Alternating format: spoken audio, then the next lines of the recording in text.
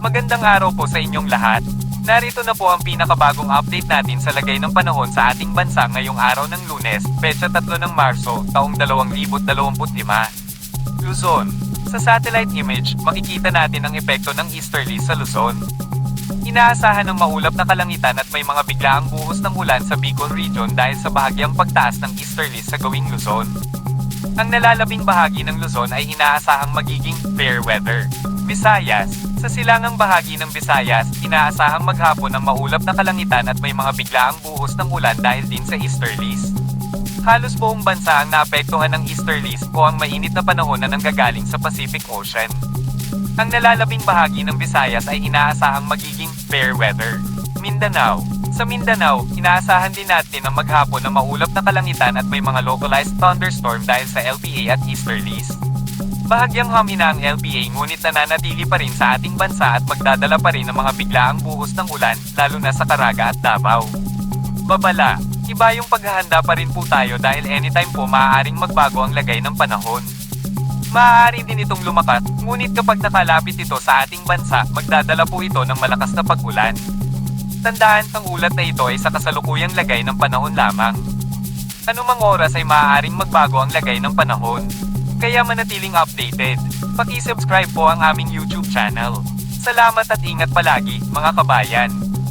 Dumako naman tayo sa ating partner para sa mga karagdagang impormasyon sa loob ng ating bansa. Para sa magiging lagay na ating panahon, patuloy na makaka-apekto ang easterly sa may silangang bahagi na ating kapuluan na kung saan magdadala pa rin po ito ng mga scattered rains and thunderstorms lalo na po sa bahagi ng Bicol Region.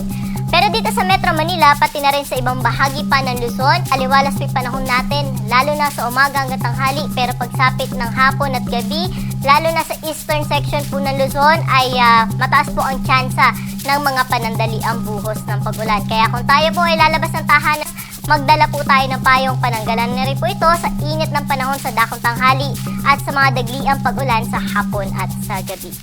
Temperatura natin dito sa Kaminila ay nasa around 24 to 32 degrees Celsius. Sa mga pupunta ng Tagaytay, 22 to 30 degrees Celsius. Sa akyat sa Baguio City, nasa 16 hanggang 26 degrees Celsius.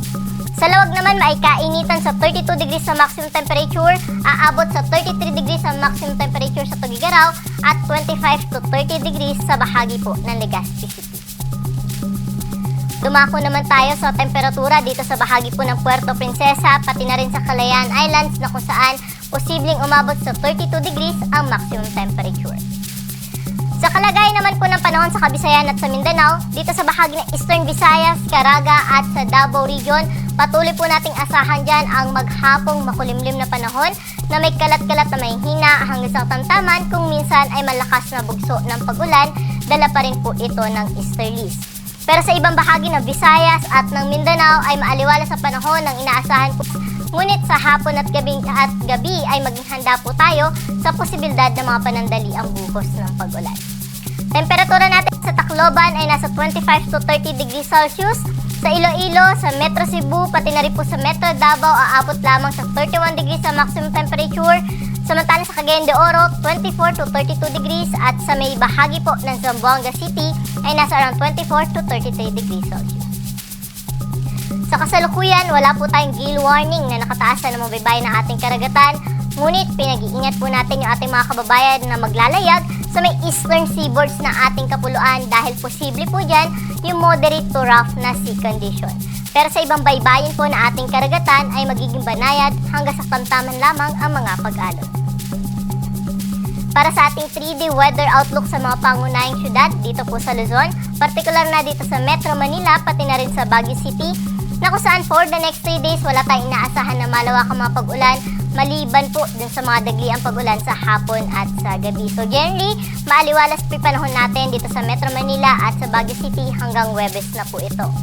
Sa may Legazpi City naman, Martes hanggang Huwebes, magpapatuloy po yung kanilang nararanasan na makulimlim na panahon na may kasama pong mga kalat-kalat na mga pag-ulan dahil po ito sa easterlies. Sa Metro Cebu at sa Iloilo, fair weather condition din yung inaasahan natin for the next 3 days at mataas lamang po yung chance ng mga pag-ulan sa hapon at sa gabi. Sa may Tacloban naman, may mga kalat-kalat na mga pag-ulan din po tayong inaasahan dulot ng easterlies at meron din po itong mga kasamang mga thunderstorms. Kaya ingat po sa ating mga kababayan na nakatira sa Eastern Visayas, kasama po dyan yung Tacloban City.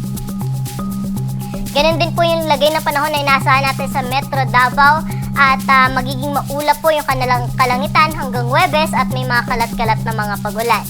Sa Cagayan de Oro, magsisimula naman po yung mga scattered rains and thunderstorms pagdating ng Miyerkules hanggang Huwebes at sa may Zamboanga naman pagdating ng Huwebes ay makakaranas din po ng mga scattered rains and thunderstorms. Kaya patuloy po tayo mag-antabay sa mga update. At ang araw po natin dito sa Kaminilaan ay lulubog sa 6:05 ng gabi at muli itong sisikat as ng 6:12 ng umaga.